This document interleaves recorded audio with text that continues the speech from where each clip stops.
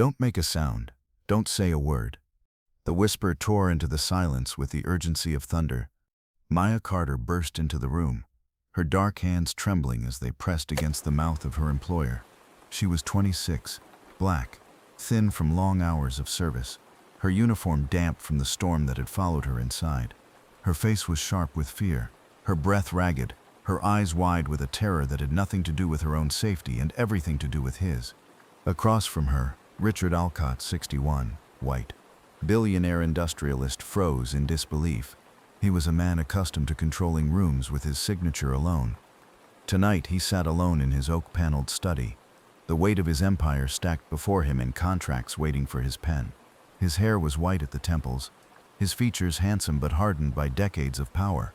And yet in that moment, with Maya's hands clamped across his mouth, he looked not powerful but helpless, reduced to panic. His pen clattered onto the desk, his papers scattered in a frantic arc. He flailed against her grip, convinced for a second that this was an assault, that the servant he had employed had suddenly turned predator. Maya's whisper broke again, trembling but urgent. Please, please don't speak, just listen. You must stay calm. Lightning slashed the sky outside, illuminating the room in a violent flash. The carved bookshelves, the heavy drapes, the gilt-framed oil paintings of Alcott ancestors, all of it flickered as though the house itself had been accused. Richard's eyes were wide with fury and fear, his muffled protest pressed against her palm. He twisted in his chair, trying to wrench himself free. Maya's knees buckled under his resistance, but her grip held, not with strength, but with desperation. "Trust me for just a moment," she begged, her voice breaking. "You cannot speak right now. If you do, it will be too late." Her words were shards of glass, trembling in the air, and then the door exploded open. Claudia Alcott stormed in, a woman of 58, white, dressed in silk the color of blood. She was Richard's wife, co-owner of the mansion in name, mistress of it in spirit. Her beauty was elegant but cold, lips painted with cruelty, eyes lined with suspicion. She had built her life on appearances, and in this instant the appearance before her was damning. "Wait a second. If you like this video, please like, comment, and subscribe. It really helps us." She froze at the threshold, and then the scream came. High-pitched, guttural, horrified. "What is happening here?" The sound sliced through the house, ricocheting down hallways, rattling chandeliers. For a moment, time itself seemed to hold its breath. Richard lurched upward, the chair toppling behind him. His face, flushed with rage, snapped toward his wife. Maya stumbled back a step, her hands still hovering as if to protect him from words as much as from harm. But the tableau was unmistakable. The servant girl, disheveled, pressing her hands across the mouth of a man worth billions. The master's papers spilled across the floor like evidence. His wife at the door, shrieking. It looked like an attack. It looked like betrayal. And the storm outside only deepened the illusion. Rain lashed against the windows. Thunder rolled through the walls. The mansion itself seemed to echo Claudia's cry, a house holding its secrets too long, now suddenly breaking. Richard staggered back, chest heaving, pointing at Maya with a finger that shook with fury. His mind could not reconcile what he had seen. The fear of a moment ago had curdled into anger, and anger came easier. Maya, chest heaving, eyes brimming, tried to speak, but Claudia's voice drowned her. "You filthy wretch!" Claudia screamed, her voice cutting like broken glass. "How dare you lay a hand on him?" The words cracked open the silence. From somewhere down the corridor, footsteps echoed. The household was waking, drawn toward the noise. Maya tried again, her voice desperate, almost lost beneath the storm and the accusations. "I wasn't, please." But Claudia advanced, her fury feeding itself. "You thought you could harm him in his own study. You thought you could rise above your place, touch what you should never touch." Her hands trembled not with fear but with outrage, with the certainty of privilege wronged. Richard clutched at the edge of his desk, trying to steady his breath, torn between fury at Maya and confusion over her whispered plea. His heart pounded like a drum of war. He had almost believed her in that instant, almost. But his wife's scream had tipped the balance. The study, once a place of order and control, had turned into a stage for chaos. Papers littered the floor. The storm outside battered the windows. Lightning cracked again, illuminating the three figures in stark relief. The billionaire, trembling with rage, the wife ablaze with accusation, and the servant girl caught between truth and damnation, her voice strangled by fear and urgency. Maya's words still hung in the air. Don't say a word. Don't make a sound. But now, sound filled everything. Claudia's shrieks, Richard's furious protests, the storm's relentless pounding. And somewhere deeper in the mansion, servants stirred, whispers rose, the household began to move. The echo of Claudia's scream was already turning into a chorus. The moment had calcified, frozen in lightning. The servant who looked like an assailant, the master who looked like a victim, the wife who looked like a witness. The truth was hidden in Maya's trembling voice, in the plea she had tried to make before the world crashed in. But no one wanted truth in that moment. They wanted judgment, and judgment was already racing down the hall. The word ripped from Claudia Alcott's throat, sharp enough to cut through the storm outside. She stood at the center of the study, silk gown clinging in the heat of her rage, finger pointed like a dagger. This wretched creature dared to lay her hands on you. Richard Alcott's face flushed crimson. He had gathered himself now. The terror of Maya Carter's sudden intrusion hardened into fury. His voice thundered across the oak-paneled room. Who do you think you are?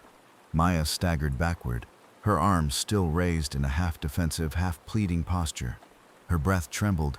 The storm outside rattled the windows as if it too recoiled from the accusation. The study door burst wider as footsteps pounded the hallway. Servants poured in, maids in stiff uniforms, footmen in pressed jackets, a cook still holding a ladle dripping with broth. Their faces carried the same expression, curiosity curdling into contempt. Among them was Harold Briggs, head butler, 57, white, tall and lean, his jaw stiff with pride. He had served the Alcotts for 3 decades and prided himself on order. To him, order meant hierarchy, and hierarchy meant knowing one's place. His gaze landed on Maya with cold satisfaction, as if the scene before him confirmed every suspicion he had ever nurtured. She was on him, Claudia spat, her voice breaking into a sob that was more performance than pain, clutching at him like an animal. The servants gasped. A murmur rose, bitter and hot. And like all mobs, it needed no evidence. Ungrateful girl. Always thought she looked sly. Knew she'd bring trouble. Maya shook her head, her voice breaking through the chorus. No, I was trying to... Silence. Richard's roar drowned her protest.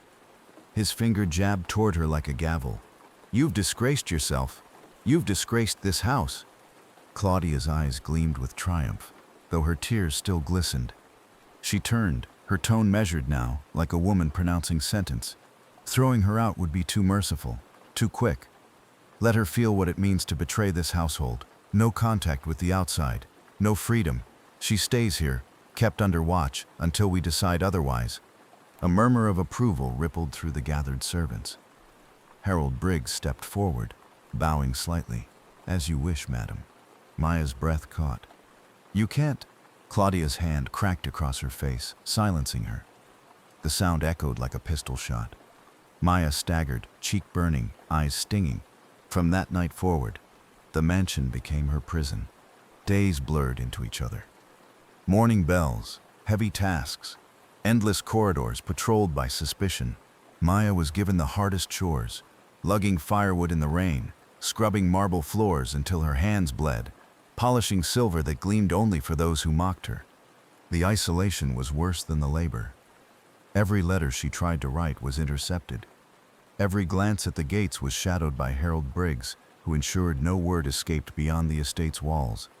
The telephone lines were locked. The servants whispered about her as if she were a criminal awaiting trial, and Claudia ensured the whispers never ceased. Passing her in the hall, Claudia would lean close, perfume mingling with venom. You'll rot here, girl. Best forget whatever hope you thought you had. Richard rarely spoke to her. On the rare occasions their paths crossed, his gaze slid over her like glass. The trust that had once existed, the faint respect he had shown when hiring her, was buried under suspicion Claudia had planted. Yet Maya endured. At night, when the house fell silent, She would retreat to her small servant's quarters, no bigger than a closet, with its iron bed and a single cracked window. From under the mattress she would draw out a small wooden box. The box was her secret, the one thing no one could touch. She had wrapped it in an old shawl to hide it from casual eyes. Inside lay folded papers, notes, copies, fragments she had collected. Contracts she had glimpsed while dusting the study.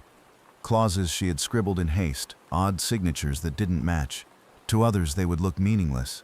To Maya, with her keen memory and the education she had been forced to abandon, the papers told a story of fraud. The box was her shield, her evidence, her hope. Each time she touched it, she remembered who she was. Not just a servant, but once a law student, top of her class until poverty crushed her ambitions. She had taken the job in this mansion not to surrender her life, but to preserve it, to keep her family alive while waiting for another chance. The chance had come in the worst form, overhearing whispers, catching glances at papers that stank of deception. She had pieced together something rotten, but the night she had tried to warn Richard, her panic had betrayed her. Now the box was all that stood between her and despair. The days grew heavier. Claudia's cruelty sharpened. "Fetch my jewels," she would command. And when Maya returned breathless, Claudia would sneer. Too slow. Tasks doubled. Punishments grew harsher. At meals, Maya ate scraps after the others had finished, the taste of contempt more bitter than the stale bread. The other servants followed their mistress's lead. Evelyn Harris, a young maid with bright curls and a tongue quick as a whip, delighted in mocking her. "Careful, Maya," she would sing in the kitchen. "Don't strangle anyone with your dishcloth." Laughter followed, and Maya endured it in silence. Yet her eyes never lost their fire. Whenever she passed Richard Alcott in the hall, she would lift her gaze, steady, unwavering. He tried to ignore it, but sometimes the weight of her stare slowed his steps. Her eyes said what her lips could not. "There is something you need to know, something that could save you." Richard would look away, unsettled. Claudia noticed.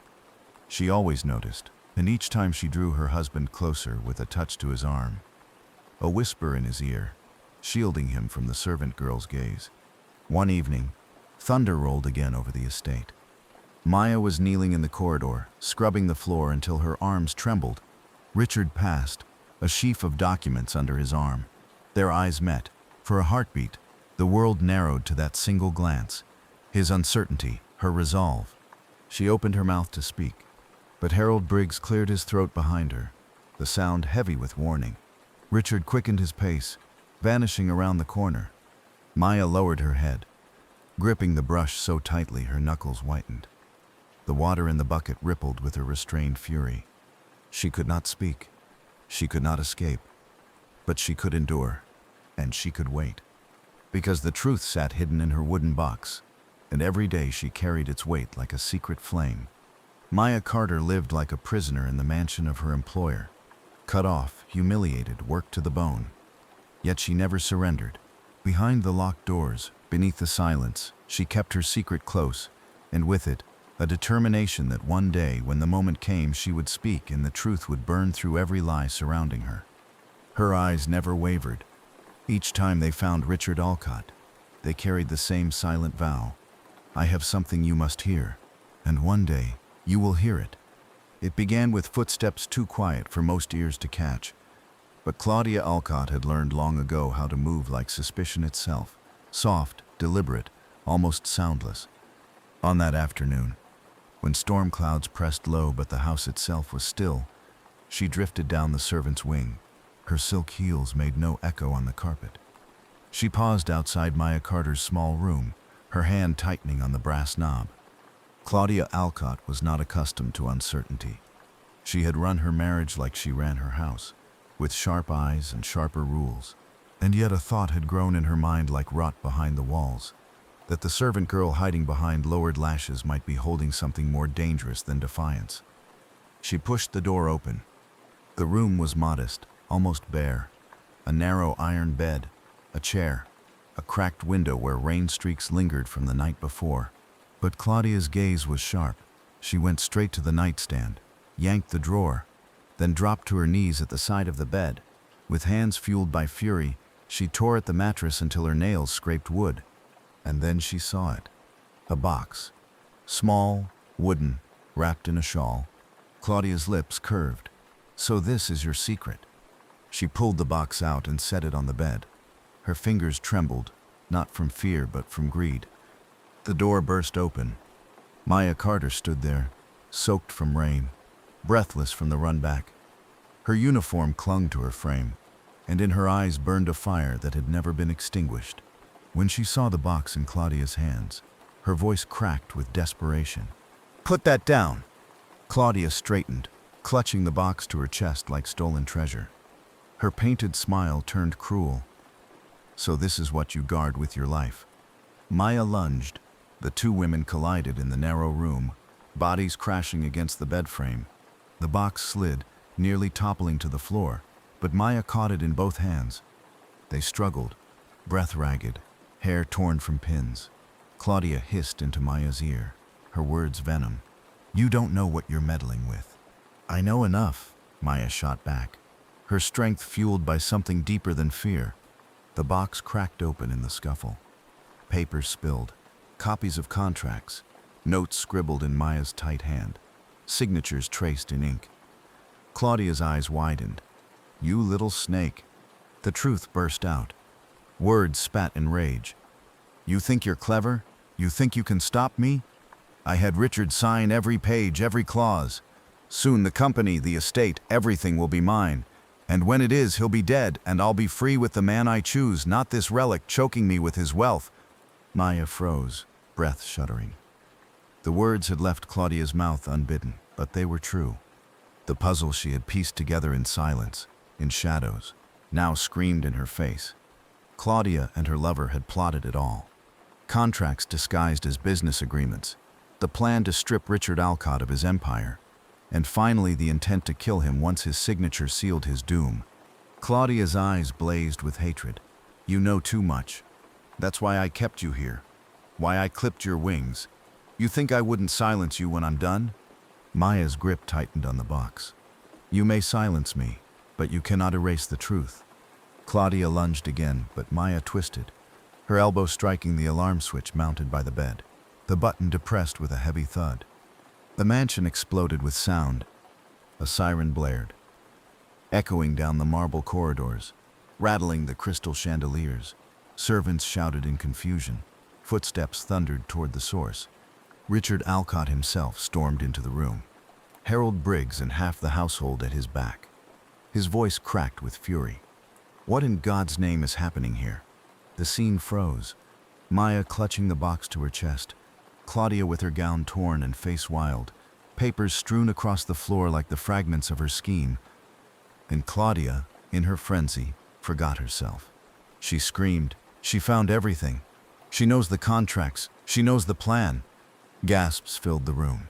Richard staggered, as though struck. "The plan?" His voice was hoarse. Maya stepped forward, eyes locked on him. Her voice was low but steady, a voice she had trained in law lectures before poverty stole her future. "She forged contracts. She and her lover mean to take everything you own, and once it is done, she means to kill you." Claudia's face drained of color, but pride drove her mouth. "Lies," she spat. "She's twisting," but the words caught in her throat. Because the servants had heard too much, and Richard's eyes had already shifted. They no longer burned at Maya.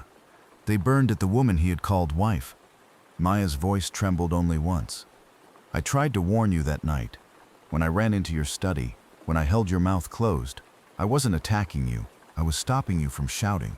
I had overheard her plotting your death. I panicked. I needed you to hear me first, before the house, before her. That is all." The siren still screamed, rattling the walls. Outside, thunder rolled again, as though the storm itself wanted witness. Claudia backed against the wall, words tumbling out, desperate. "She's lying. She's nothing. Nothing but a servant." But the papers lay at their feet. Her own words hung in the air, and truth had a way of stripping silk bare. The servants stared, their whispers growing. Harold Briggs bent down, picked up a contract page and squinted at the mismatched signatures. His lips pressed into a grim line. "She's telling the truth, sir. Richard Alcott closed his eyes. For a heartbeat, he looked every one of his 61 years. Then he opened them again, and when he did, they were cold. Claudia reached for him, hands trembling. "Richard, please." But he stepped back. The siren wailed, and in that sound was judgment. Claudia Alcott, mistress of the house, stood exposed. No velvet gown, no diamond ring, no scream could cover the truth now. She had confessed in her own fury, and in front of all who mattered. Her voice broke into stammers, denials already rotting. The crowd pressed closer, the servants whispering louder, the weight of evidence undeniable.